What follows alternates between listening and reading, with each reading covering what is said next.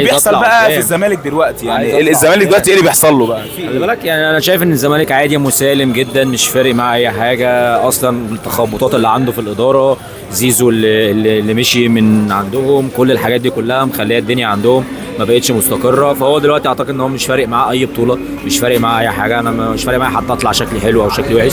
انا بصراحه ما اتفرجتش على الماتش بتاعهم، بس اعرف ان هم تعادلوا 2-2. ما لعبوش اصلا. انت اتفرجت على الماتش؟ ممكن تقول لي الماتش عملوا حاجه في حاجه؟ انا شفت الماتش كله بتاع الزمالك. يا جماعه الزمالك مستواه من سيء الى سيء، من سيء الى اسوء. الزمالك فرقه فاضيه بالامانه. خروج زيزو من الزمالك، الفرقه حست ان هي اتقطم وسطها. اللياقه بتاعت الزمالك كمان مفيش. الزمالك لما دخل، لما جاب جون رجع ورا، تمام. لما تعادل هاجم، راح جاب جون تاني، تمام.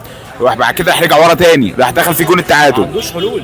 بلس كمان عايز اقول لك على حاجه بقى، ان الجونين فيهم هبل. يعني الجونين بتوع الزمالك غير الجونين بتوع سيراميكا. يعني مش جوان، مش لعبه مثلا. يعني جوان سيراميكا لا فيها لعب، تمام. جوان الزمالك الجون الاول من غلطه من باسم ناصر منسي، ربنا بيحبه عشان قلبه ابيض.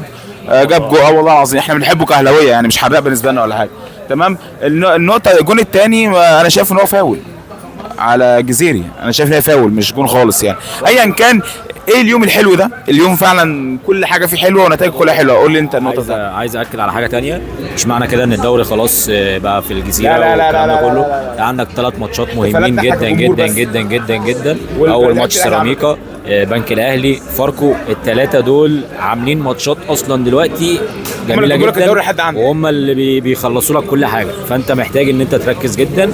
وممكن نبقى نقعد مع بعض انا وانت نتكلم على الماتش بتاع الماتش اللي فات بتاع الاهلي. في حاجات كويسه جميله جدا حصلت. واحلى حاجه في عماد النحاس اصلا ان هو مدافع، فعارف يفكر في اي حاجه غلطات دفاعيه حصلت فبيعرف يصلحها لك بسرعه جدا. يعني الماتش اللي فات طبعا ربنا يشفي رامي ربيعه ويرجع لنا بالسلامه، بس طالما يعني لولا انت عارف ضحكتي ليه؟ لولا خروج، انا بصراحه لولا خروج رامي ربيعه من الماتش كان زمان حصل حاجات تانية كتير، تمام. انا معاك ان ممكن عماد النحاس كان يعدل الحوارات دي او يعدل المشاكل اللي كانت موجوده، بس اللي حصل ان العش نزل ظبط الدنيا، كل حاجه يا جدعان.